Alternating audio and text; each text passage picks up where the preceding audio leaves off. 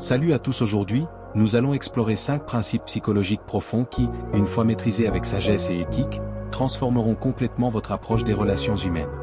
Contrairement aux techniques de manipulation superficielle, ces principes s'ancrent dans la philosophie stoïne et la compréhension authentique de la nature humaine.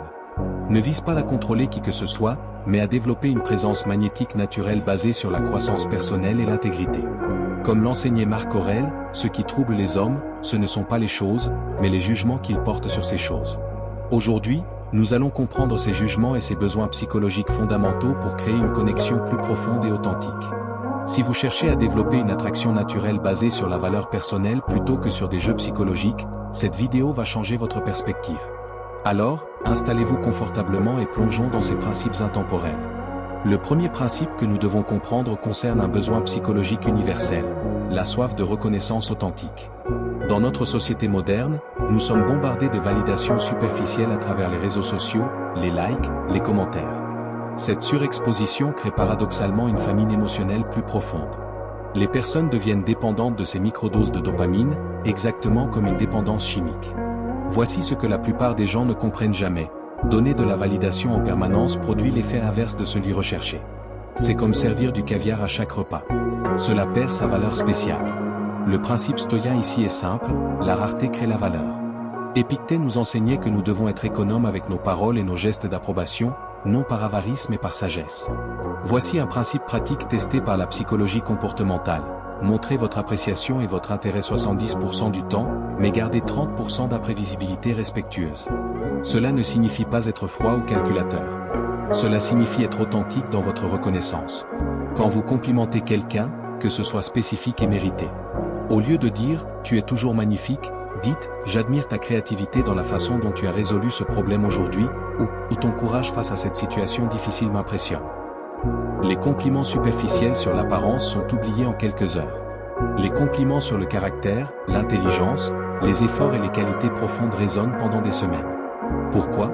Parce qu'ils touchent l'identité profonde de la personne, pas seulement son image externe. Mais attention, il existe une ligne fine entre créer de l'intrigue et créer de l'insécurité. Si vous retirez toute validation trop longtemps, vous ne créerez pas d'attraction. Vous créerez du ressentiment et de la méfiance. La sagesse stoïne nous enseigne l'équilibre. Soyez généreux avec votre reconnaissance authentique, mais gardez-la précieuse par sa qualité et sa pertinence. Voici l'un des paradoxes les plus fascinants de la psychologie humaine. Nous disons tous vouloir la sécurité et la certitude, mais notre cerveau s'active avec l'imprévisibilité positive. Ce n'est pas contradictoire, c'est évolutionnaire. Pendant des millénaires, notre survie a dépendu de notre capacité à rester alerte face à l'inconnu. Un environnement totalement prévisible endort notre attention. Il existe un phénomène psychologique appelé l'effet Zeigarnik. Notre cerveau est obsédé par les tâches inachevées, les histoires à moitié racontées, les mystères non résolus.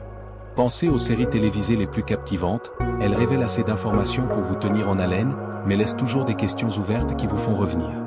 Révélez votre personnalité comme un oignon, couche par couche. Partagez 70% de qui vous êtes.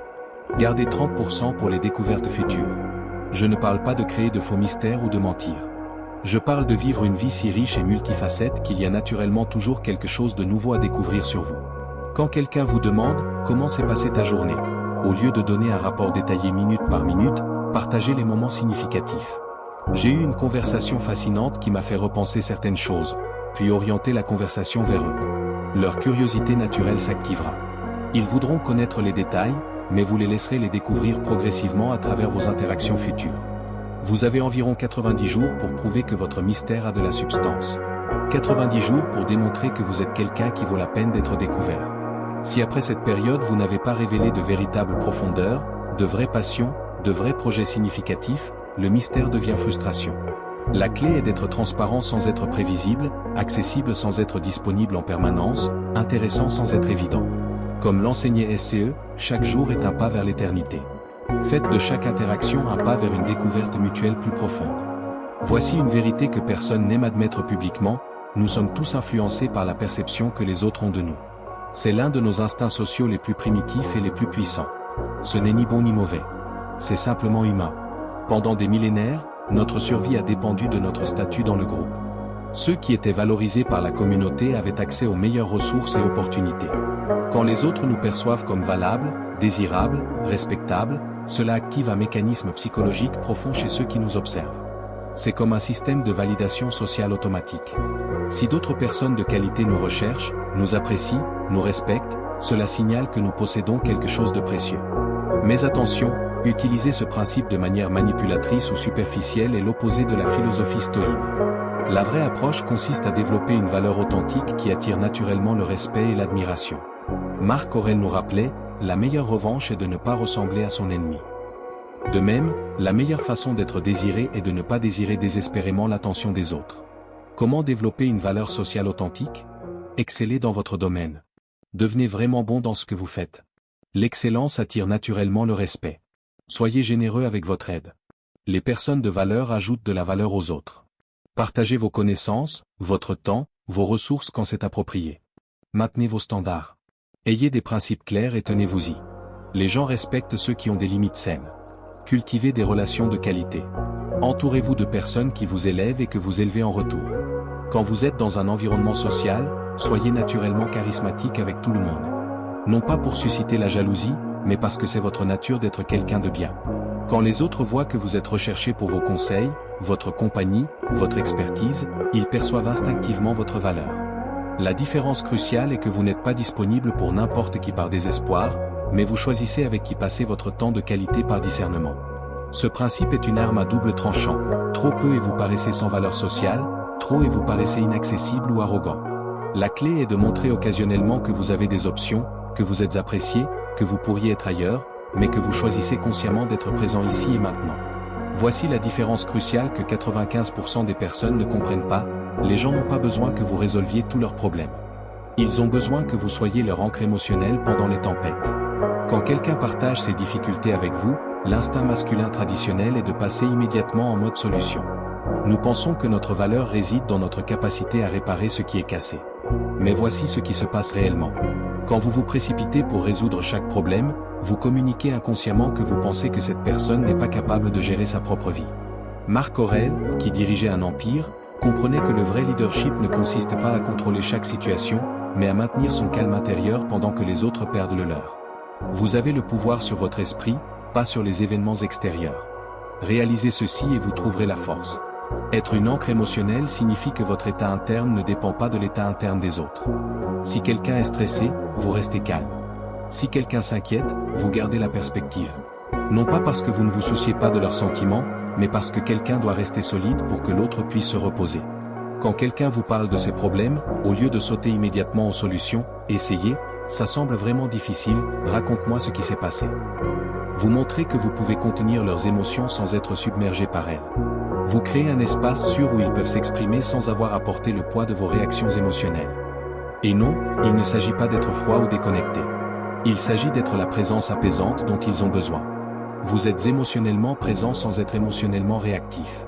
Cette stabilité émotionnelle est l'une des qualités les plus rares et précieuses que vous puissiez offrir dans nos relations modernes. Voici le principe le plus sophistiqué de tous, reconnaître que chaque personne est unique et adapter votre approche en conséquence. Trop de conseils relationnels traitent les gens comme des robots programmés de manière identique. Faites X, obtenez Y. Mais la réalité est bien plus nuancée. Chaque personne a sa propre configuration émotionnelle, sa propre histoire, ses propres besoins dominants, ses propres façons de se sentir valorisée et comprise. À travers l'observation attentive, vous pouvez identifier les besoins dominants. Le type validation. Cherche constamment l'approbation, demande votre avis sur ses décisions, a besoin de confirmation régulière. Approche, donnez des compliments spécifiques et mérités, mais de manière stratégique. Le type sécurité. Veut tout savoir, pose beaucoup de questions sur vos projets et votre passé, s'inquiète de l'incertitude. Approche, rassurer avec des actions cohérentes, mais maintenir un élément de découverte progressive. Le type compétition. Mentionne souvent d'autres personnes, compare, veut se sentir choisi. Approche, montrez clairement pourquoi vous appréciez ses qualités uniques. Le type indépendance. Valorise son autonomie, respecte la force et la compétence. Approche, admirez ses accomplissements, soutenez ses ambitions. Comment identifier ses profils? En écoutant vraiment, en observant ce qui la fait s'épanouir, ce qui la préoccupe, ce qui la motive. Il disait, chaque homme nouveau que nous rencontrons nous offre une nouvelle chance d'apprendre. Approchez chaque relation comme une opportunité de comprendre une psyché unique. Voici le point crucial qui sépare la compréhension psychologique de la manipulation. L'objectif n'est jamais d'exploiter ses besoins pour contrôler ou blesser. L'objectif est de les comprendre pour se connecter plus profondément et créer des relations plus satisfaisantes pour tous les participants. Quand vous comprenez que le besoin de validation vient d'insécurité profonde, vous ne jugez pas. Vous aidez cette personne à se sentir plus sûre d'elle de manière authentique. Quand vous comprenez que le besoin de certitude vient d'une expérience passée douloureuse, vous ne jouez pas avec cette vulnérabilité. Vous rassurez de manière cohérente et fiable. Ces 5 principes, reconnaissance stratégique, le paradoxe de la prévisibilité, la preuve sociale authentique, le leadership émotionnel et l'intelligence relationnelle personnalisée ne sont pas des failles à exploiter. Ce sont des caractéristiques humaines universelles qui, lorsque vous les comprenez et les honorez avec intégrité, vous permettent d'être la personne dont les autres ont vraiment besoin. La philosophie stoïcienne nous enseigne que le vrai pouvoir vient de la maîtrise de soi, pas de la manipulation des autres. Ces principes appliqués avec sagesse et éthique vous aident à développer cette maîtrise intérieure qui attire naturellement le respect et l'admiration. Rappelez-vous, ces armes psychologiques sont inutiles si vous ne travaillez pas constamment à devenir une personne qui mérite de les utiliser. Votre tâche pour les 7 prochains jours, choisissez un de ces principes et maîtrisez-le avec intégrité. Observez comment vos relations se transforment quand vous comprenez et respectez la nature humaine plutôt que d'essayer de la combattre. Le véritable pouvoir ne vient pas de « gagner » dans les relations. Il vient de créer des connexions si profondes et authentiques que toutes les parties impliquées grandissent et s'épanouissent. Quand vous combinez ces principes psychologiques avec un développement personnel authentique et une intégrité inébranlable, vous ne gagnez pas seulement l'attraction, vous gagnez le respect. Vous ne capturez pas seulement l'intérêt, vous inspirez la loyauté. Vous ne conquérez pas seulement les cœurs, vous enrichissez les âmes. Si cette approche résonne avec votre désir de croissance personnelle authentique, abonnez-vous. Partagez en commentaire quel principe vous allez appliquer en premier. Le voyage vers la maîtrise de soi et l'excellence relationnelle ne fait que commencer. M.